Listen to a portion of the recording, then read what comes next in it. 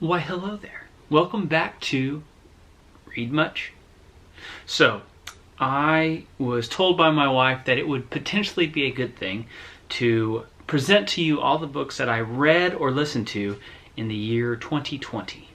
And so I'm going to work my way through. I took some pictures of the books I listened to on audible.com. And also I brought with me some of the books. I put the books at my feet that I read this year. And I wish I would have read more. I'm not impressed by that list, but I did listen to a lot of books with my travels, so let's get into it. So let's start with Audible. The first book I listened to in the year 2020 was Eldest by Christopher, Paolini? Basically, it's the Aragon series, and that's, I believe, book 2. I really enjoyed it. Some people struggle with getting through those books. I'm doing it on Audible, so it's really not that hard. You're driving a car, you press play, and you enjoy the ride. And so I really enjoyed book number 2.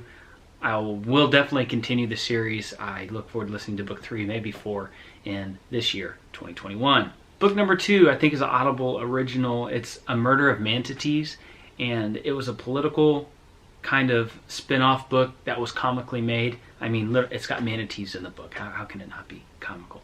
I enjoyed that book. I will probably listen to it again. Hopefully I can get my wife to listen to it because it was entertaining. It's not very long. A Murder of Manatees was by Correia, C-O-R-R-E-I-A. I don't know how to pronounce that. I apologize. The next book on my list was Seeking Allah, Finding Jesus by Nabeel Qureshi, I think is his last name.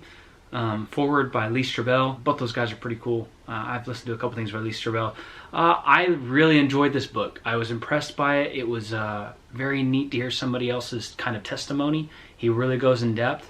And if you are at all considering things like that, you know, the Muslim faith, the Christian faith, I think Nabeel did a really good job on fleshing out pros and cons of both. I think it's very well done. The audiobook was very easy to listen to, and I definitely recommend that book. Next one on my list, I haven't finished all of them yet, but it's the Sea Dragons Trilogy by Ava Richardson. I enjoyed the first 2 books well enough that I went ahead and bought more of her books in the series. I was impressed. It was fun to listen to. I don't know how long the books are, like lengthwise, as if you were going to read them, but I've enjoyed listening to them, so I look forward to potentially starting that series over and just plowing all the way straight through it, because it was good. Oh, and I also decided to start something big this year. I watched this YouTuber who does book reviews, Daniel Green. If you're watching this video, not Daniel Green, if you, a YouTuber, anybody watching this YouTube video right now, if you're watching this, you probably know who Daniel Green is. So Daniel Green speaks very highly of The Wheel of Time. And so I decided to give it a shot. And lo and behold, my brother-in-law is actually listening to it as well. So I listened to The Eye of the World by Robert Jordan, and I was impressed. I started off a little bit confused because I really didn't know what I was getting into. Definitely enjoyed it. I'm on book 4. So you got 3 more of these things coming. Next on my list was Brisingr. So whatever I said before about the Aragon series, I made it through Brisingr. So I guess I forgot that I've listened to them close enough to where they kind of blended in together. Yeah, I haven't had any problems with the series in general by Christopher, is it Paolini? Should I go look how to say his name before I make this video? Anyway, I look forward to finishing the series. I've enjoyed it so far, and yeah, it was pretty good. Next on the list was The Great Hunt, book number 2, Wheel of Time by Robert Jordan. I enjoyed it. I mean, I'm not immersed into the world of The Wheel of Time big enough to where I'm really looking for flaws or really trying to critique it in a really harsh way. I'm enjoying them so far. Oh yeah, the next book on the list, The Dragon Reborn. Book number 3, Robert Jordan, Wheel of Time. Knocked it out, man. I'm really enjoying them. I'm definitely glad I'm listening to them on Audible. I'm listening to them read by, I think, Michael and Kate. That was another recommendation, I think, by Daniel Green. And he's right. They knocked it out of the park. If you listen to audio books online, a lot of the time, doesn't matter if you're online or not, you download them. A lot of the time it's a single person reading the books. This one has 2, so I like that. I've been enjoying that. When it first happened, I was a little bit confused, but they did a really good job with those audiobooks. Next on the list, The Shadow Rising by Robert Jordan. I've lost count. It's the next book in the series, and I enjoyed it. I liked it, and I look forward to continuing the series. I had to take a break though, because after you listen to 4, after listening, they're all like 50 hours long, so it's a commitment.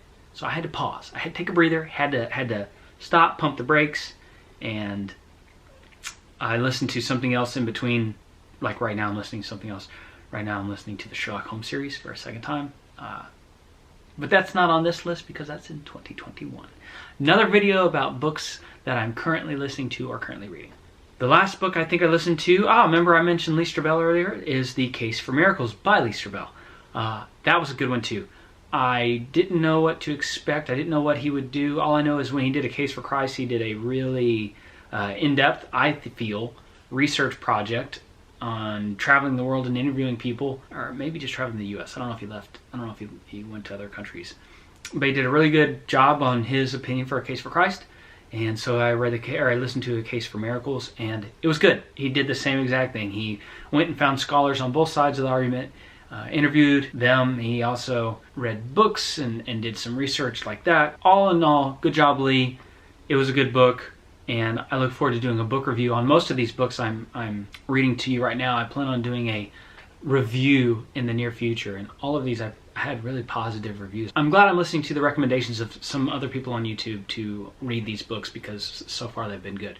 Well, that's all for Audible, at least for the ones I can really remember. So let's switch to actually physical books that I have read in the year 2020. First book I read in the year 2020 was The Expectant Father. This was a good book. I really appreciated the insight. It was not a hard read. There's illustrations. There's really good tips and tricks in there. So I've done a book review on this before. I won't do another book review on it, but I do recommend it if you're expecting the kiddo. If you're expecting your first kiddo. If you feel like you really messed up on the first one and you're about to have a second one, I'd recommend this to you. But this was a good book. Book number 2, The Voice in the Wilderness by Loran Helm. This was interesting. It was a good book. My parents went to a church in Texas where they actually knew this guy. This guy I think is from West Virginia. I won't say it's his full testimony. I don't think that's the case. But it has a lot of very interesting experiences he had, experiencing God and Christ. And so, very interesting. It really talks about some things in there that potentially if you're a Christian, maybe we're not tapping into the full experience. That's all I'll say. Next book that I read was Blessed Child by Ted Dekker. I am a huge fan of Ted Dekker. Some people are not. I really do enjoy his books. They're easy to read. They are usually captivating. Every now and then I'll find one that's a little bit slow, and I'll let you know when I come across one of those again. I like Ted Dekker books. Blessed Child was an easy read. It was fun.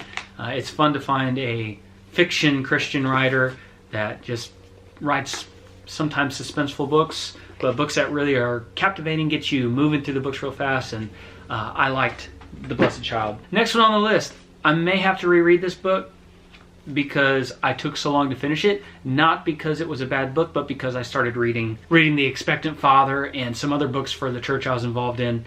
But the next one was Dragon Champion by E.E. Knight, and I believe it's a little series. I don't know if there's 3 or 4 books in the series, but I really enjoyed this. It was not what I expected. I like dragons. I like books with dragons, and a dragon is the main character in this book.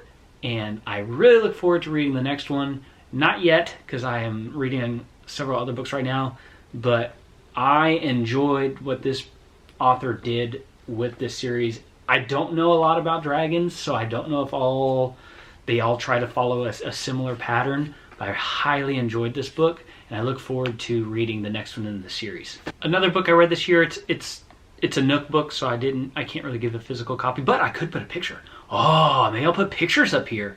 Well, if there's pictures before this moment in the video, it's because I had this thought right now.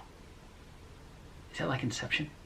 Anyway, I read the book Chosen by God by R.C. Sproul. R.C. Sproul is a pretty smart guy in the Christian religion. He passed away last year, and so he's no longer with us. But he definitely had a huge impact on Christianity. That can be argued, if you're for or against some of the stuff that he stood for, whatever. I read the book. it's a good book if you want to know more about the Reformed theology kind of route of Christianity. He was definitely big in the Reformed world. The book was interesting. I learned a lot about their perspective, not necessarily that I agree with their perspective. So I'm glad I read the book, but I read it critically, and I read it to see if I agreed with Reformed theology, and I do not after reading that book. But if you are in the Reformed camp, you should read that book because it will better explain your position on Christianity. And if you find that you don't agree with a large majority of that book, you probably aren't Reformed, and that's a-okay. You don't have to be Reformed to be a Christian. Anyway, I will do a book review on that later. That one will be a very in-depth, detailed review because I spent a lot of time wrestling with it and reading through it and cross-referencing and studying. So that's a different story. But yes, those are the books that I listened to or read in the year 2020. Most of them I do recommend. And if you have any questions, leave them in the comments below. I plan on doing book reviews on most of those books. And I'm glad you stuck with me this long. And I just really have one question for you. Do you read much?